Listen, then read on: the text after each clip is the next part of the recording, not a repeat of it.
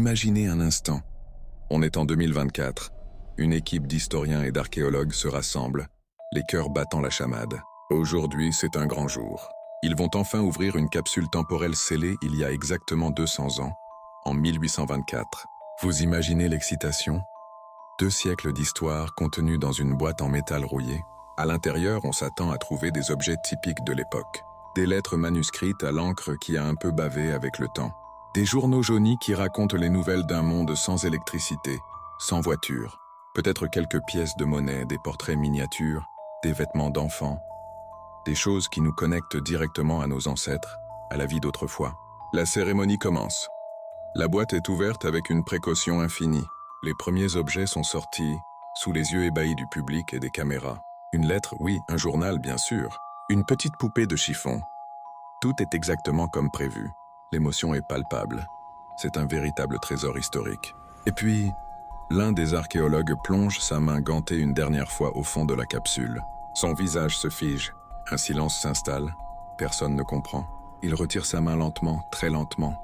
Et ce qu'il tient défie toute logique, toute compréhension. Ce n'est pas une lettre, ce n'est pas une pièce de monnaie. C'est un objet lisse, noir, rectangulaire, fait de verre et de métal. Ça ressemble... Non, ce n'est pas possible. Ça ressemble à un smartphone. Un smartphone.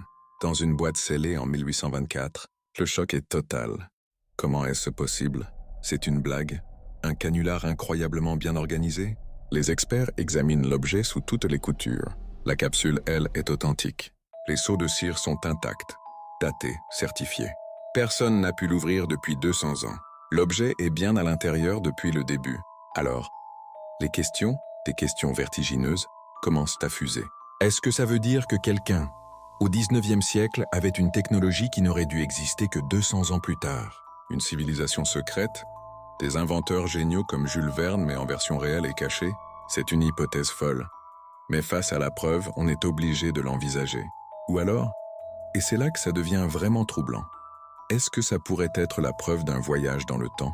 Un voyageur du futur qui serait retourné en 1824 et qui, par accident ou volontairement, aurait laissé tomber son téléphone dans cette capsule juste avant qu'elle ne soit scellée. Si c'est le cas, ça change tout.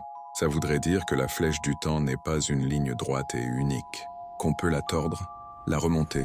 Mais si on peut remonter le temps, est-ce qu'on peut le changer? Le simple fait que cet objet soit là, n'a-t-il pas déjà changé notre présent? Cet objet, ce simple smartphone venu d'un autre temps, ne nous raconte plus seulement l'histoire du passé. Il ouvre une brèche terrifiante